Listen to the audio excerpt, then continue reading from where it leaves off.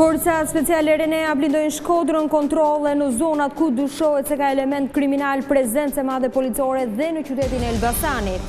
Ministria e Arsimit vendos mbylljen e të gjitha klasave kolektive, nxënësit do transferohen në shkollat më të afërta, reforma do të shkurtojë numrin e mësuesve.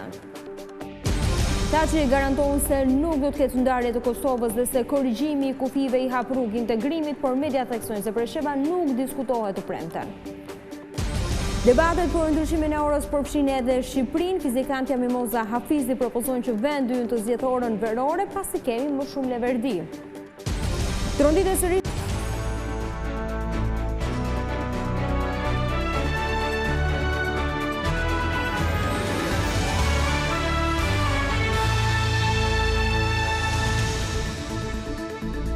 Mirdita zonja dhe zotrin do të jemi së bashku në edicionin informativ të orës 15 këtu në ekranin e Vizion Plus. Forcat speciale Renea kanë blinduar Shkodrën në kërkim të autorëve të vrasjeve të rënda që kanë tronditur qytetin muajt e fundit. Nuk ka munguar as prania e snajperave, ndërsa kontrollet janë përqendruar në zona ku dyshohet se fshihen personat me të shkruar kriminale.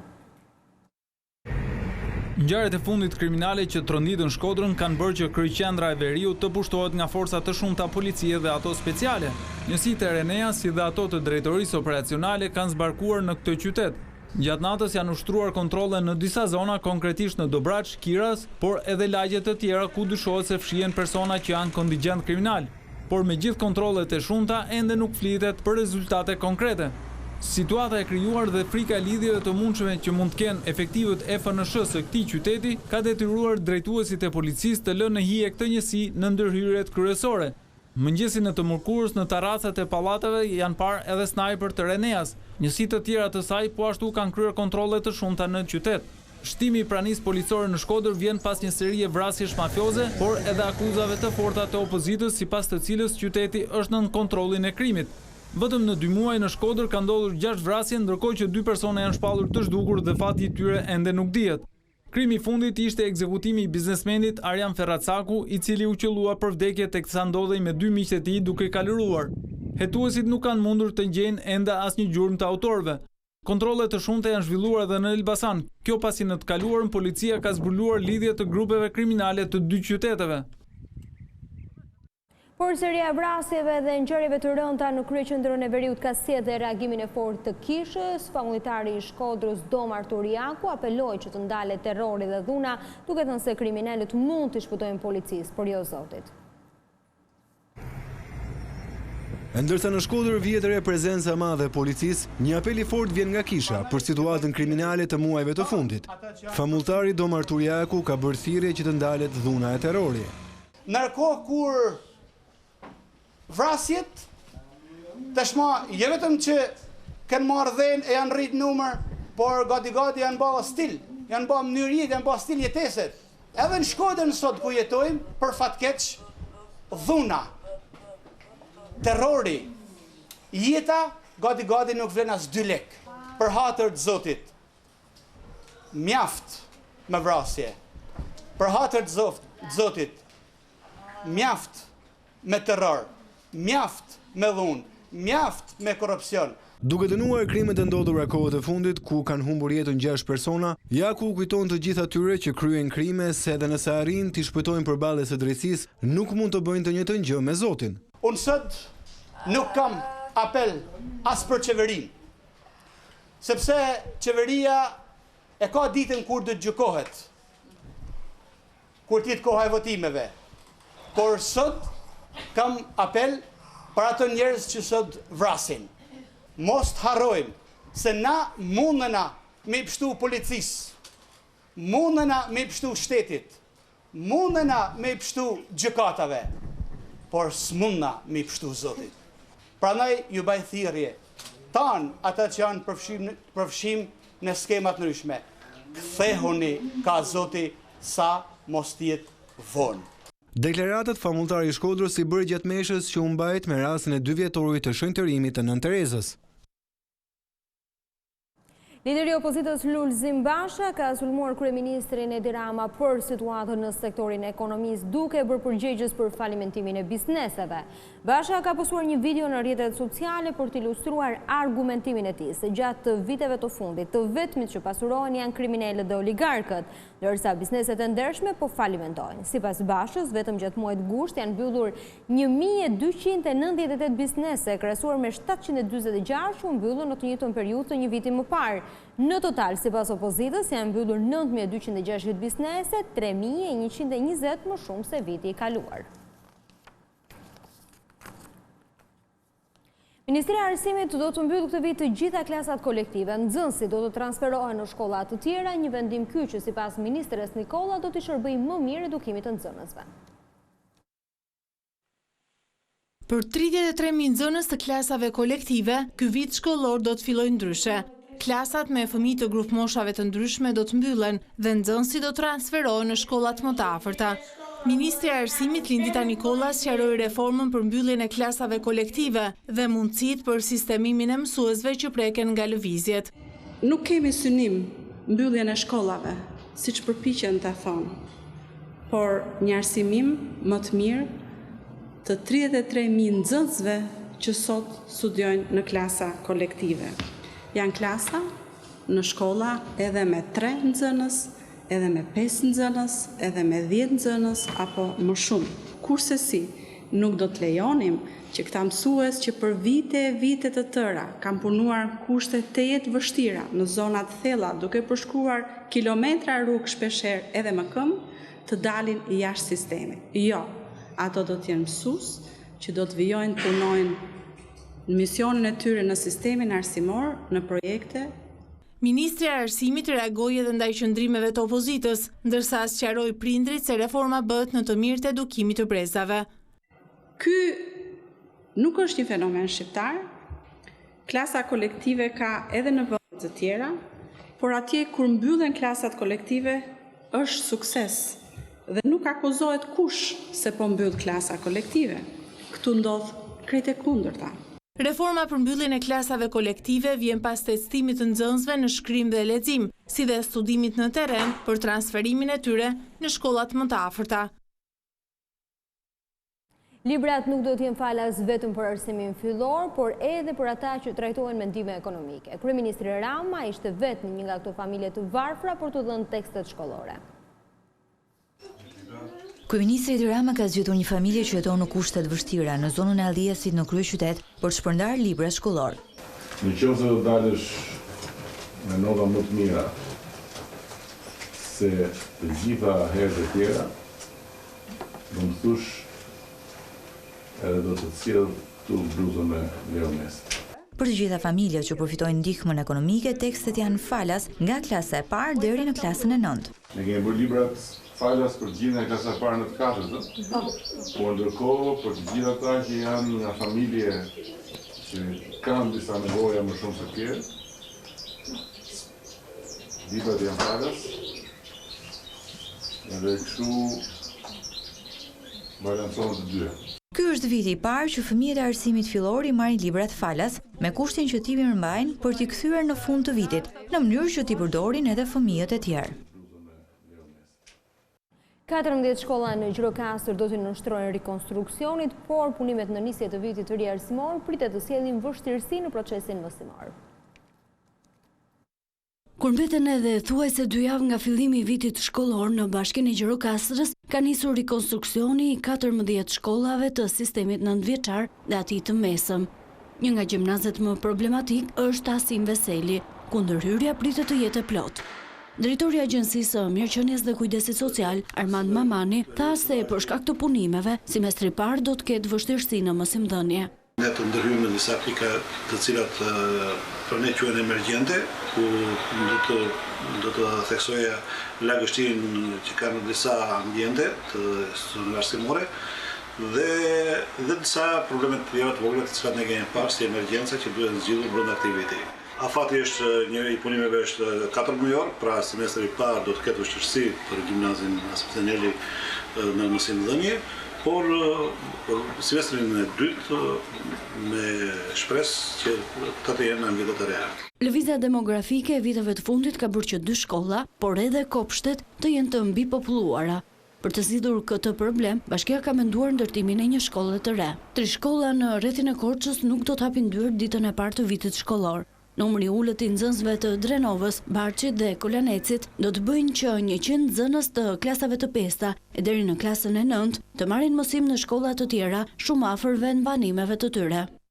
Të jemi të hapur bëhet fjalë për kategoritë e nxënësve nga klasa e 6 deri tek e 9, të cilët e kanë më të lehtë, si thuaç, zhvendosjen nga një qendër banimi drejt një qendre më të përqendruar, duke pasur parasysh edhe kushtet atmosferike që qyteti Korçës ka gjatë pristinës së dimrit. Mbyllja e këtyre shkollave erdhi edhe pas u mor mendimi i prindërve dhe nxënësve, por edhe i stafit mësimdhënës.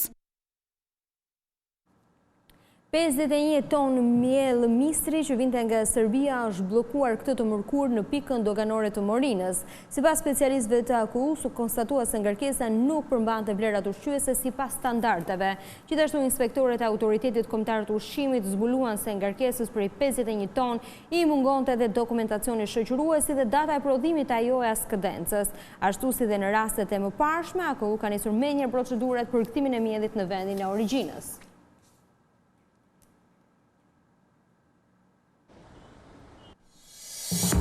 Papa shpall dioqezën Prizren Prishtinë në 2 vjetorin e shenjtërimit të Nën Terezës, vendimi i Vatikanit një tjetër hap që shkon drejt njohjes së shtetit të Kosovës.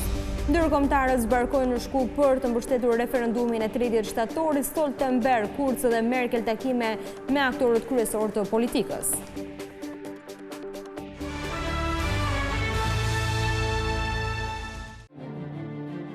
Korrupsion, rishfet, abuzim, shkelje e ligjit, vjedhje, padrejtësi, dhunë. Të gjitha mund t'i denoncosh në adresën veting@vizionplus.tv, si dhe numrin e telefonit 00355 69 70 79 999. Vizion Plus do të shqyrtoj çdo rast, jo thjesht për ta publikuar atë, por edhe për tretuar më shumë për shkeljet e raportuara. Dërgoni denoncimin tuaj me tekst, foto e video. Çdo dëshmi do të ketë përgjigje. Vizion Plus garanton privatësinë dhe anonimatin kur ai kërkohet. Vetingu nis nga ti.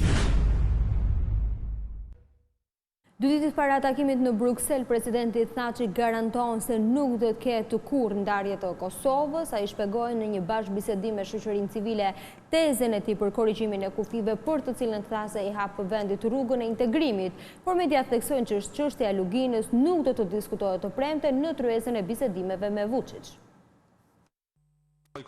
Presidenti i Kosovës Hashim Thaçi deklaroi prerë se nuk ka as ndarje as shkëmbim të Kosovës. Deklaratat kreu i shtetit i bëri gjatë një debati të hapur me shoqërinë civile dhe mediat për korrigjimin e kufive. Unë do të shkruaj vetëm një marrëveshje që unë përputhshmëri me qëndrimin e SBA-s dhe Bashkimit Evropian. Unë nuk mendoj njeri në Kosovë që është më transparent objektive në vetë se sa që jam. Unë kam folur vetëm për Preshevë, Medvegjë dhe Bujanovës. Diku i duket e parealizueshme, unë ju kuptoj. Por ja që mu më duket e realizueshme edhe unë besoj që do të realizoj, sinqerisht besoj dhe jam i bindur, do të punoj shumë. Sipas presidentit, takimi me Vučić dhe arritja një marrëveshjeje i hap rrugën Kosovës për integrimin në strukturat euroatlantike. Si do të mund ta bindim ne Rusinë me heqë vetëm për të antarësuar Kosovën me Këshillin e Sigurimit? Pa një marrëveshje Kosovë-Serbi. Kush do të mund ta bindë Spanjën, Rumaninë, Slovakinë, Çiprin dhe Greqinë me njoftë Kosovën? Po një marrëveshje ligjërisht obligative Kosovë-Serbi hap rrugën e sigurt për njohje nga 5 vendet e Bashkimit Evropian. Ai shtoi se është i vendosur të arrijë një marrëveshje me Serbinë. Jemi vendosur që të arrijë. Do të jemi shqetësuar nëse nuk kemi marrëveshje. Është rrugtimi vetëm për të antarësuar në NATO, Bashkimin Evropian, Këshillin e Evropës, OSCE dhe Organizatën e Kombeve të Bashkuara. Por korrigjimi i kufive nuk do të diskutohet në takimin e të premtes në Bruksel ndërmjet presidentit Kosovës Hashim Thaçi dhe atij të Serbisë Aleksandar Vučić.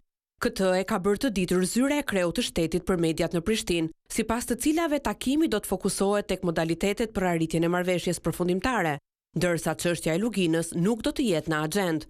Shumë herë, presidenti Thaçi ka artikuluar se bashkimi i luginës së Preshevës me Kosovën do të jetë pjesë e dialogut me Serbinë në takimin e të premtes. Në 2 vjetorin e shëntrimit të Nën Terezës, Papa Francesku shpalli krimin e dioqezës Prizren-Prishtinë. Ky vendim konsiderohet një tjetër hap përpara i Vatikanit drejt njohjes së mundshme të Kosovës. Papa Francesku ka bërë një tjetër lëvizje e cila mund të përkthehet si një hap përpara që Selia e Shenjtë bën në drejtim të Kosovës. Mëngjesin e së mërkurës, Ati i Shenjtë, me anë të një dekreti papal, ka vendosur të ndryshojë qasjen ndaj Kishës Katolike të Kosovës. Administratura apostolike e Prizrenit tashmë zyrtarisht njihet si dioqeza Prizren-Prishtinë dhe i peshqvi i saj do të jetë Imzot Dot Gjergji. Një lëvizje kjo që jep një autonomi më të madhe Kishës Katolike në Kosovë, e cila deri më dje ka qenë në nivel administrature dhe që ishte në drejtimin e Selisë së Shenjtë. Por për shkak se Vatikani ende nuk e njeh Kosovën si shtet të pavarur, përsëri territori i kësaj dioqeze do të jetë në varësinë e Vatikanit. Duke parë lëvizjet dhe vendimet e Papa Franceskut, i cili në shumë raste ka thyer tabu qindra vjeçare, nuk është as pak çudi që në një të ardhme të afërt Vatikani të njohë Kosovën. Ky vendim i Papa Franceskut vjen jo rastësisht më 5 shtator, ditën që shënon 2 vjetorin e shëntërimit të Nën Terezës. Ndërkohë në përkujtim të Nën Terezës, në vende të ndryshme të botës janë mbajtur mesha në nderim të figurës së saj. Pasaporta dhe objekte të tjera të përdorura nga Nën Tereza ekspozohen në Muzeun Kombëtar. Me rastin e 2 vjetorit të shëntërimit të saj është promovuar dhe një studim kushtuar familjeve katolike në Shkup. Ishte viti 1927 kur Gonxhe Bojaxhiu, njohur sot si Nën Tereza e prej 2 vitesh Shën Tereza, lutej që të kthehej në Tiranë, donte të takonte familjarët. Kjo është pasaporta apo dokumenti identifikues me cilën Shën Tereza kërkonte leje të vizitonte kryeqytetin, një dokument i pa publikuar më parë. Këtë edhe shumë lutje, letra apo dëshmi të tjera ka sjell për herë të parë në Tiranë Skënder Hasani.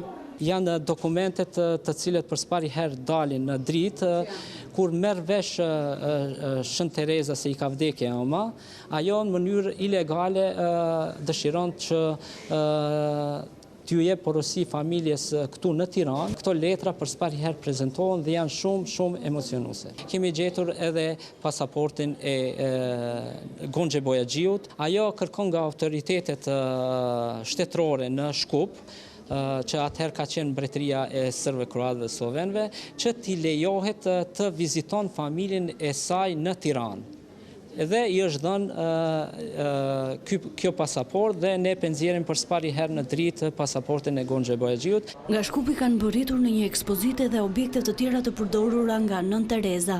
Në Muzeun Historik Kombëtar gjen edhe bllokun e lutjeve të shenjtores shqiptare apo kryqin e dhuruar nga Papa. Rreth vizitës së parë në Shqipëri nuk është se kemi ndonjë material, sepse vizitën e parë e ka në vitin 1989, kurse të dytin e ka në vitin 1991, dhe ky blok njihet me emrin urata të Nën Terezës, të cilët ajo ja ka dhuruar Patër Zefulumbi, dhe ky libër titullohet Ta lëvdojmë Zotin. Në përkujtim të 2 vjetorit të shëntërimit të Nën Terezës në Muzeun Historik Kombëtar është prezantuar edhe libri Familjet Katolike Shqiptare në Shkup, një botim nga studiues dhe historian në Maqedoni.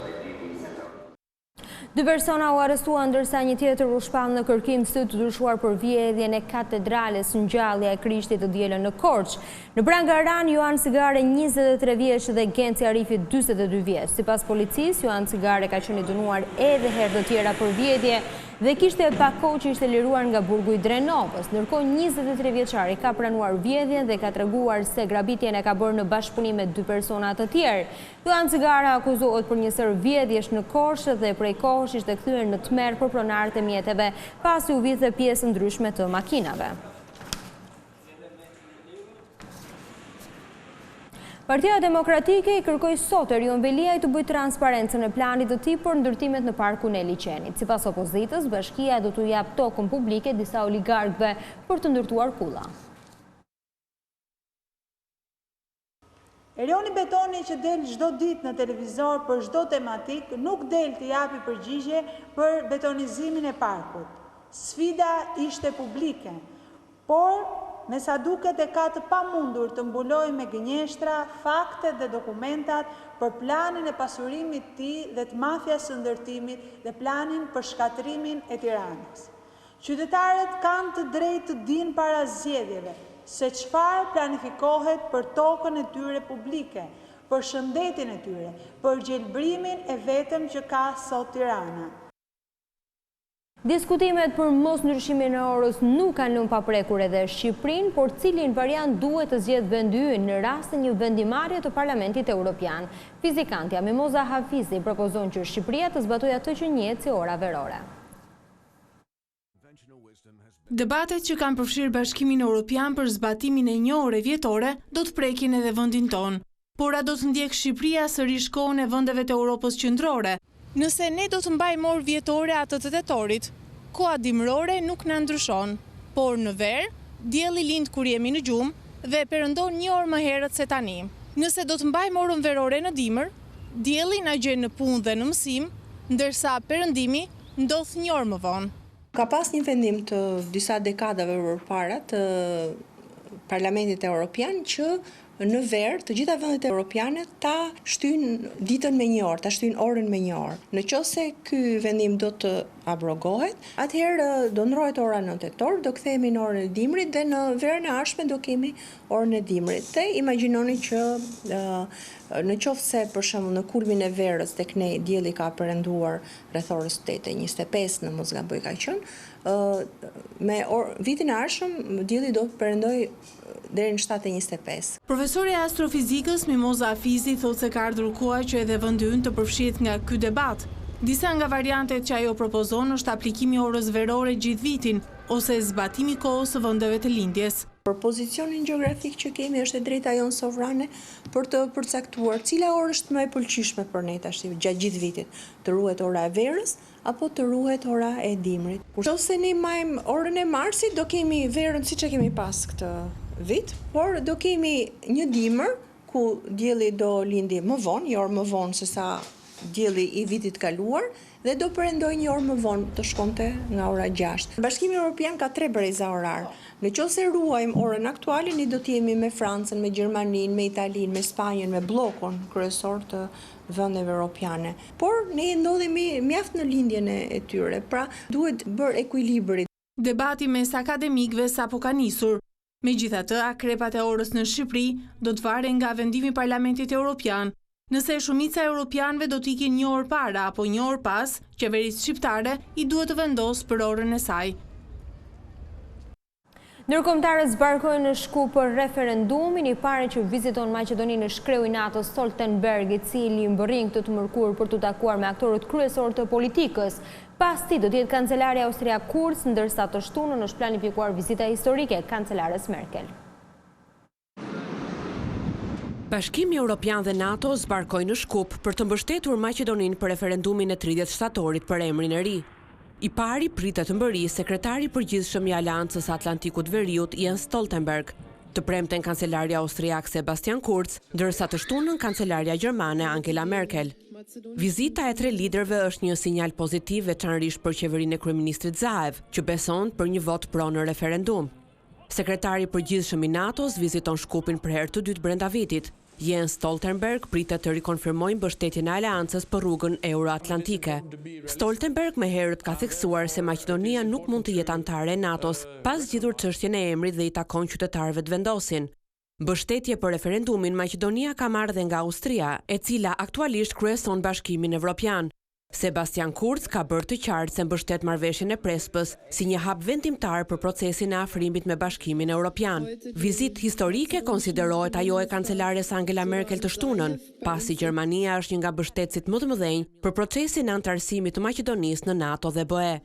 Zyra e kancelares ka bërë të ditur se vizita fokusohet në referendumin e 30 shtatorit. Forcat speciale RNA blindojnë Shkodrën, kontrolle në zonat ku dyshohet se ka element kriminal, prezencë e madhe policore dhe në qytetin e Elbasanit. Ministria e Arsimit vendos mbylljen e gjitha klasave kolektive, nxënësit do të transferohen në shkollat më të afërta. Reforma do të shkurtojë numrin e mësuesve. Taçi garanton se nuk do të ketë ndarje të Kosovës dhe se korrigjimi i kufive i hap rrugë integrimit, por mediat theksojnë se Presheva nuk diskutohet të premten. Debatet për ndryshimin e orës përfshin edhe Shqipërinë. Fizikantja Mimoza Hafizi propozon që vendi ynë të zgjedhë orën verore, pasi kemi më shumë leverdi. Zonja dhe zotrin, kjo ishte gjithçka e përgatitur për edicionin informativ të orës 15. Për më shumë informacione dhe në çdo kohë mund të klikoni në adresën tonë të internetit si dhe në faqen tonë në Facebook. Bashkë ndajemi këtu, miropafshim.